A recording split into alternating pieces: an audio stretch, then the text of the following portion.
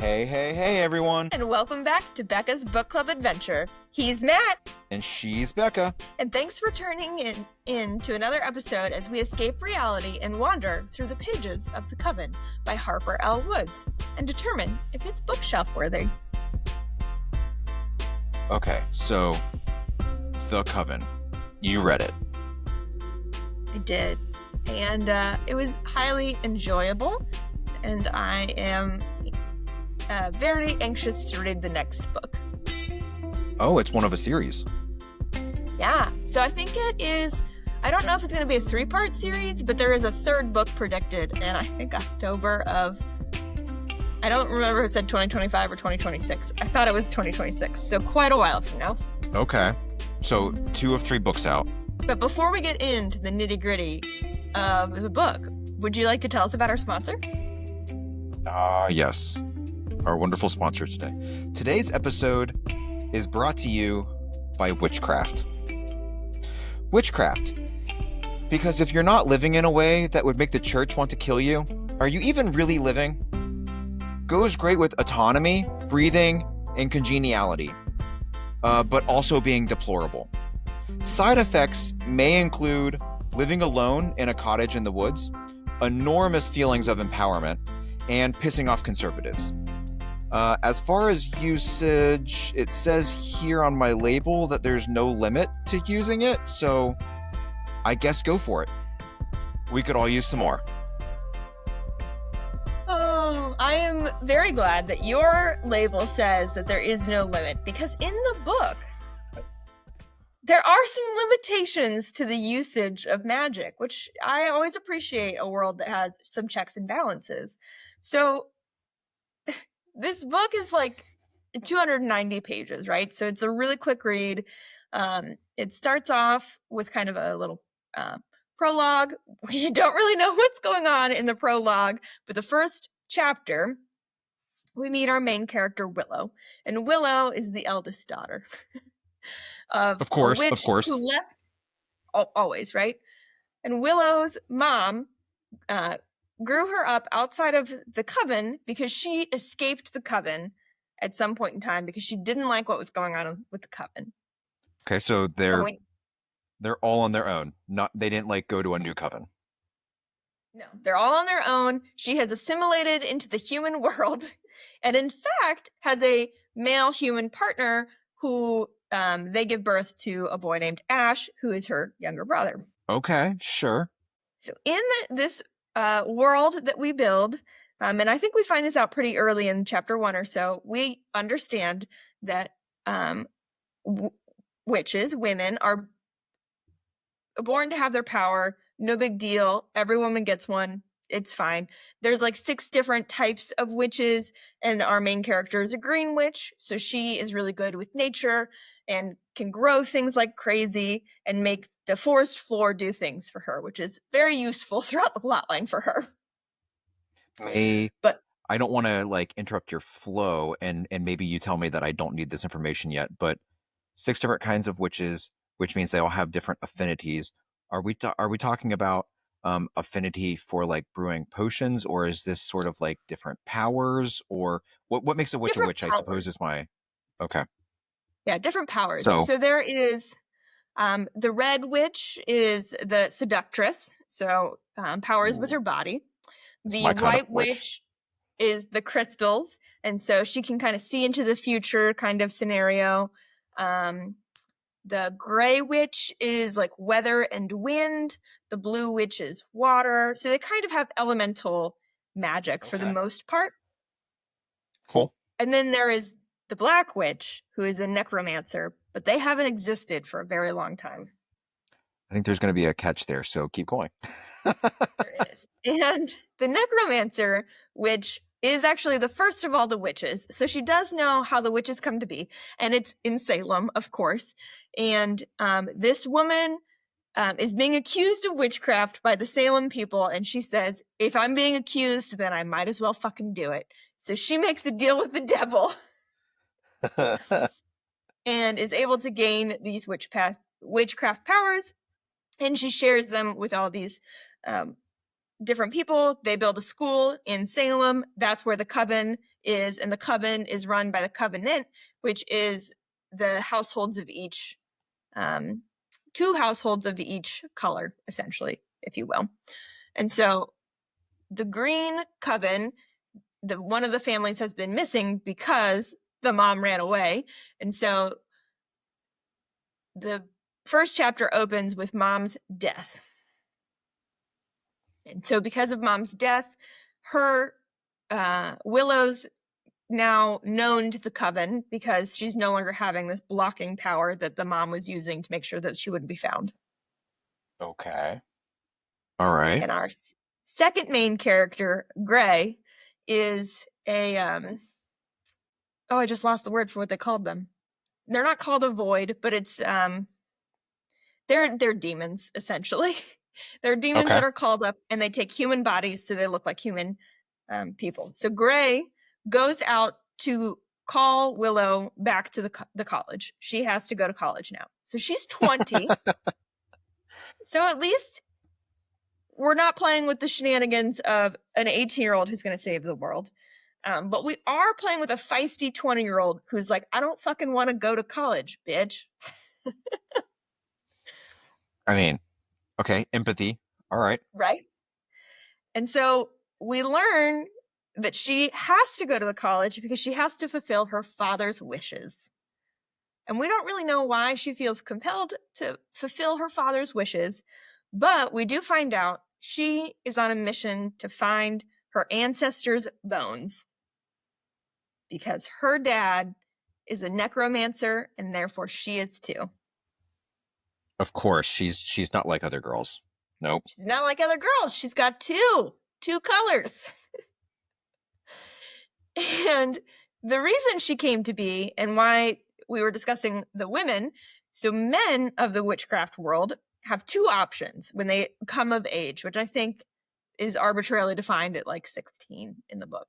They get to decide if they're going to be all-powerful witches and they give up their ability to father children, or if they're going to be a father, in which case they give up their power. Do they give up all of their power or just some of it? Like, are they powerless in order to bone and reproduce? Powerless. Because we can't have powers mixing. We can't have a Willow with 2 different bloodlines. But yet we do have a Willow with 2 different, well, maybe not bloodlines, but colors. Yes. Yeah. You gotta love those recessive genes. Right? Is this is this a law of sorts that we could enact on American men? Or just men in general? All I'm going to say is vasectomies can be reversed. Yep. Anyways, good. All right. All right. So we have witches. There are 6 different kinds of witches. The black witches that are very rare, none have been seen for a really long time, are the original witches. And our main character, Willow, is a green witch who also learns that her father was a necromancer who gave up his power in order to sire her, but somehow shoved all of his necromancer stuff in a recessive gene into her when she was born. And so now she's green and black, which think of all of the awesome outfits that she can wear with that. Well, that's the hiccup. So Dad didn't give up his power. That's how she ended up with both. He escaped the Covenant, so he didn't have to do it. Oh, good for him, I guess. Okay. Yeah. So he's been off the grid. No one knew that he existed, which is how he's able to get away with this. Okay, so what is Willow's... she's going back to college, and she needs to... what? She needs to find her ancestors' bones and learn to use her magic a little bit better, which we almost get none of that. But we do learn that she actually knows a lot about her magic already, and she knows a lot about the old ways because her mom taught her the old ways. So her first day on campus, she gets there and she notices the rose bushes are really, really sad. So she offers a blood sacrifice to them. And they feed from her. And she faints, but those roses look clutch as fuck. And Gray is like, "You're an idiot," and swoops her off her feet and takes her to her dormitory. Sounds like a productive first day. Right? Okay, so she's going to college to learn how to control and use her magic better on a quest to find her ancestors' bones. And I'm guessing that along the way, there's going to be conflict, there's going to be love, and there's going to be discovery of secrets that cause other dominoes to fall. Absolutely. Where is the college? Is this a witch only college? Is this a okay, witch only college? So it's like a So prep it's a school. witch-only college, and it's in Salem. And with the pledge of men can either have children or have magic, she's followed around by this man named Ivan, who gave up his magic so that he could father children, and he is a green witch as well. And so the Coven talks about breeding her with him to repopulate this green family line that she has. Who knows that she has two colors? Just her and the readers? Just her. Is that outlawed in some way, shape, or form in the world? Yes. Now, we don't know if that means that she will be killed upon discovery, but we have an inkling that something bad will happen upon discovery. Okay, so I want to know on a scale of, we'll say over to the left is like 100% like YA teen type book, and way over here is going to be like this is like dark as shit, right? Hyper realistic, scary type of. What kind of book style are we reading here? 'Cause witches I could would say, go all sorts of ways. yep, I would say that it leans on the darker side. At the Oh, very cool. beginning of the book, there is warnings for trauma, for some different trauma experiences that some might have. The main character at one point goes through like a PTSD recall. So she's like crying during this moment, and everyone's like, Willow's really strong and fierce. Why the fuck is she crying? And they're trying to get to the bottom of it. And you finally find out her traumatic story at the, I think it was like the last 4 pages as to why you find out that she's like this. I also picked this book back in October and put a hold on it at the Libby Library, and I just got it. So it was really popular. Okay. All right. But it was recommended as like a Halloween theme read. And so some of the main characters, like the Covenant characters, are skeletons that walk around, and they're described pretty in detail. So some people might not appreciate that kind of dark and gore. And then some of the smut related scenes are maybe a little more than others. Okay. So if we're talking about first, I, as a reader, would like to say that I appreciate that it's a little bit on the darker side because, um, as somebody of my age, right, who grew up with Disney for TV, for TV movies on Disney Channel, sometimes when you get these Halloween setting type of books and they're super YA, you can't get anything in your head other than Halloween Town. Yeah. And it just ruins everything. Spooky, scary skeletons come crouching down the floor. So I appreciate that it's a little bit darker. Uh, what's the spice level? Say on a scale of 5, 1 to 5.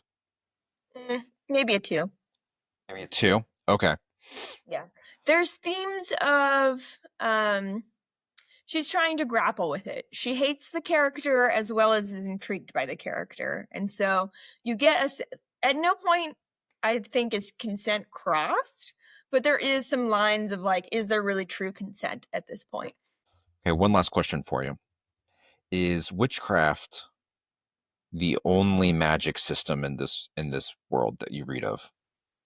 Meaning, are there also like obviously her friend Gray is like some type of wraith or something like that, but like what are the all the what kind of conflicting magic systems would there be?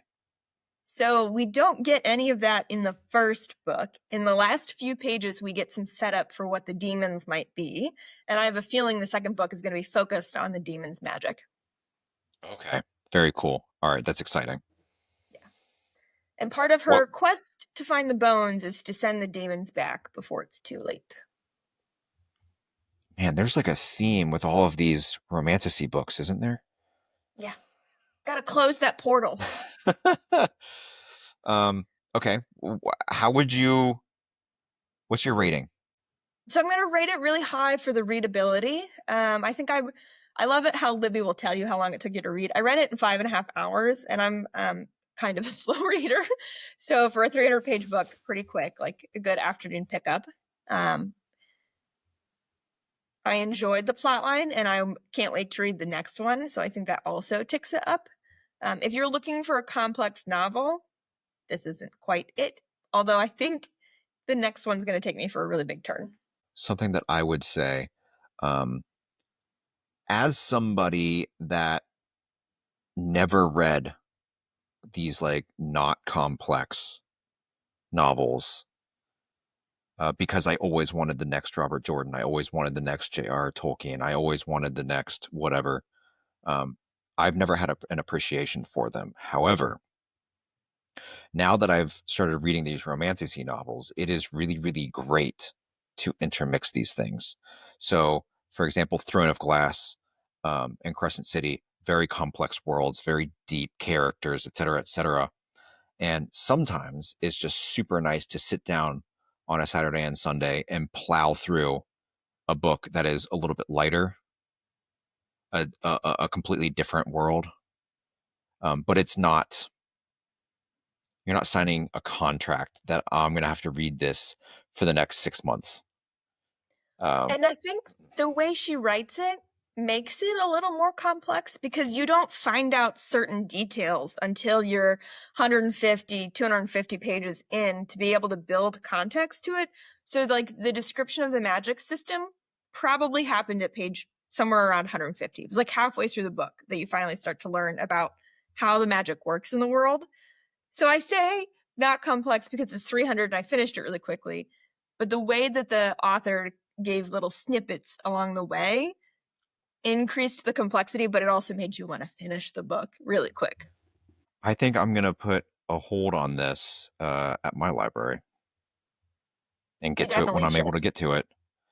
Um, I myself started reading like a 250-page book about pirate dragons. Oh. So I'm going to finish that one. We're going to have to do a review on that. It's called Skylark the Dragon Lady. Is it a singular book or a small series? I haven't actually been able to find that out. Uh, I haven't looked. On Storygraph, there doesn't seem to be a link that I can click for like book one, book two, book three type of a thing. So I don't know. I'm about halfway through it right now. So I'm gonna have to tell you about that one because I've never read a um, romantasy pirate book. Pirate is like a new subgenre for me. So Right? I've somehow read several vampire bloodletting themes recently in the romantasy world, and I was like, I didn't consider myself a Twilight girly, but I am liking these themes. oh shoot, Becca, I remember when Twilight came out. This was like my secret shame back then. This was what was this like 2011, 20? No, this was like 2008, 2007, something like that. I read all three of those books in a single weekend. Oh, so you were a romantasy reader from the beginning. You just didn't know it. Yes, but I was super closeted, and it's like all of my 90s childhood trauma like what made me like no, people can't know that I read this and liked this. The books very good. The movies ruined the books in my opinion. I always thought the Team Jacob versus Team Edward thing was weird. I was like, I'm Team no one, but okay. we're all Team Bella. Let's just say it. Right. Yeah. Anyways, I'm really glad that you read this, that you liked this book, The Coven, and I'm very interested to hear about book 2, but I'm also not interested to hear about book 2 because I want to read book 1, if that makes sense. Yeah. So the last 5 pages of book 1 really sets up book 2 and is a total 180 smack in the face. So we won't be able to discuss book 2 till you read book 1. I will, when we sign off of this, I'm going to open my library app and see if I can search for and put a hold on it. I guess, speaking of that, I guess that's going to do it for us today. Yeah. So if any of you have read The Coven, let us know what you think, if you agreed or disagreed with my evaluation, and let us know if it's worthy of your bookshelf. You can email us at bookclubbybecca@gmail.com, or you can find us on Instagram at Becca's Book Club Adventure, all one word, all lowercase, or you can just leave us a comment or a review. If you do, we might feature you on next week's episode. Speaking of which, next time on Becca's Book Club Adventure, we'll be diving into chapters 38 through 52 of The House of Earth and Blood by Sarah J. Maas. So until next time, keep practicing your witchcraft and reading your books. Thanks for listening. See ya.